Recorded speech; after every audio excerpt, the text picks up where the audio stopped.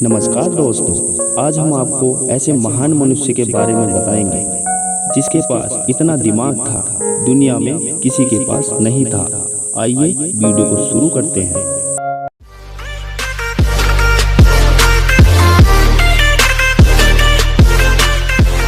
दोस्तों, हमारे भारत में एक महान पुरुष जो कि उनके पास इतना दिमाग था, कोई उनके सामने टिक नहीं पाता था। और वो महान पुरुष थे हमारे बाबा साहब भीमराव अंबेडकर जी। दोस्तों, क्या आपको पता है विश्व की सबसे कठिन परीक्षा DSC डॉक्टर ऑफ साइंस है। इस परीक्षा को भारत के सिर्फ 2 लोग ही पार कर सके हैं। पहले बाबा साहब भीमराव अंबेडकर और दूसरे KR नारायण साहब, दोनों ही अछूत जाति के हैं। डॉक्टर ऑफ साइंस की डिग्री पूरी करने में 8 साल लगते हैं, परंतु बाबा साहब ने तो इसे 2 वर्ष 6 महीने में ही पूरी कर लिया था।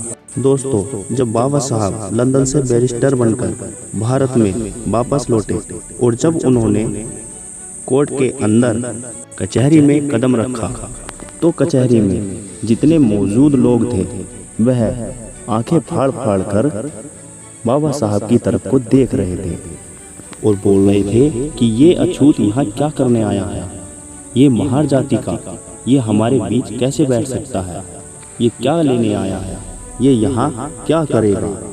एक दूसरे से बाबा साहब के टोंट मार रहे थे, बाबा साहब का उपहास कर रहे थे, उनका मजाक उड़ा रहे थे।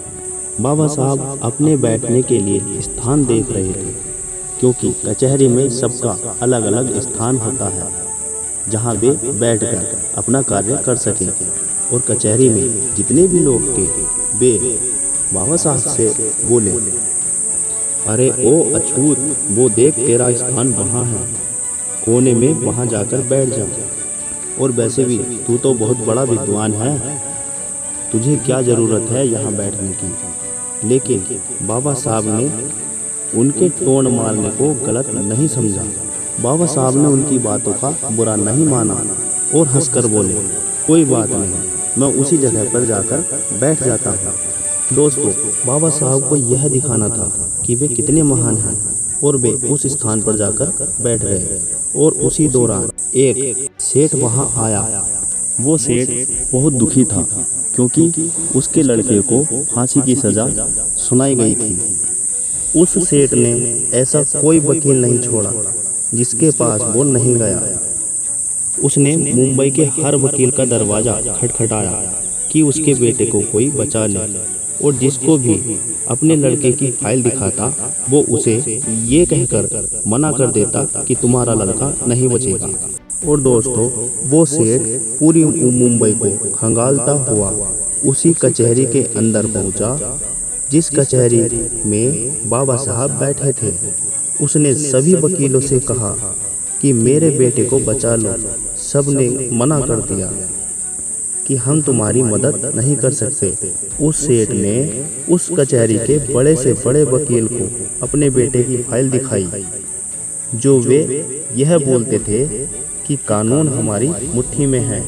लेकिन सबने वह फाइल देखकर उसे मना कर दिया और उस कचहरी में जितने वकील थे बैठे हुए, उन सभी ने बाबा साहब का अपमान करते हुए अमीर सेठ से यह बोला कि सेठ, तुम्हारा केस तो वो अछूत लड़ेगा, वो महार जाति का व्यक्ति है, वो लड़ेगा, वो बहुत विद्वान है।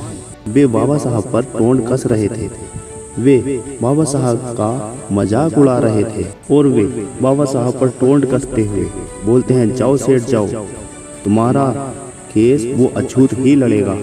और वो सेठ मन ही मन बहुत दुखी था। उसे एक किरण चाहिए थी कि जिससे उसका बेटा बच जाए। वो बाबा साहब के पास जाता है और कहता है कि हे बैरिस्टर, मेरे बेटे को बचा लो, मेरा एक ही बेटा है, अगर मेरे बेटे को फांसी लग गई तो उसके साथ मैं भी मर जाऊंगा। वो सेठ बाबा साहब से बार बार यही कह रहा था कि हे बैरिस्टर, मेरे बेटे को बचा लो, आप ही मेरे बेटे को बचा सकते हो। बहुत मिन्नतों के बाद जब बाबा साहब ने उसे उठाया और बोले, उठो सेठ उठो। और बोले, मैं तो एक महान जाति का हूँ, मैं क्या कर सकता हूँ, मैं तो नीच जाति से हूँ, ये फाइल बड़े से बड़े वकीलों को दिखाओ। तो सेठ बोला कि नहीं, अगर मेरे बेटे को कोई बचा सकता है तो वो आप ही बचा सकते हैं, वरना दुनिया की कोई ताकत नहीं बचा सकती। आपको मैंने पहचान लिया, मैंने आपके माथे की लकीर पड़ी है। मैं विश्वास के साथ कह सकता हूँ कि आप बहुत महान व्यक्ति हो जो मेरे बेटे को बचा सकते हो। लाख मिन्नतें करते हुए बाबा साहब बोले, जाओ सेठ, मैं तुम्हारे बेटे का केस लड़ूंगा। और जब बाबा साहब केस लड़ने को मान गए तो वह सेठ बहुत खुश हुआ और बोला कि अब मेरा बेटा बच जाएगा। उसके बेटे को 10 दिन के बाद ही फांसी लगनी थी, लेकिन बाबा साहब ने उसका केस लड़ा और उसे फांसी से बचाया। बाबा साहब ने वो करके दिखाया जो दुनिया के किसी वकील के वश की बात नहीं थी। जब जज ने उस लड़के को फांसी की सजा दी और उसे फांसी लगाने के लिए लेकर के गए और गले में फंदा डाला ही था, तब बाबा साहब बोले, रुक जाइए जज साहब, रुक जाइए, आपने इसे फांसी की सजा दी है, जान से मारने की या मौत की सजा नहीं दी। और दोस्तों, जो लोग बाबा साहब को अछूत बोलते थे वो चुप हो गए और हमारे बाबा साहब ने उस लड़के को शेर की तरह छुड़ाकर उसे उसके पिता के हवाले कर दिया और बोले कि ले सेठ अपने बेटे को। ऐसे थे हमारे बाबा साहब भीमराव अंबेडकर। दोस्तों, आशा करता हूँ आपको यह वीडियो पसंद आया होगा। कमेंट करके बताइएगा और ज़्यादा से ज़्यादा वीडियो को शेयर कीजिएगा और साथ ही चैनल को सब्सक्राइब कर लीजिएगा। धन्यवाद।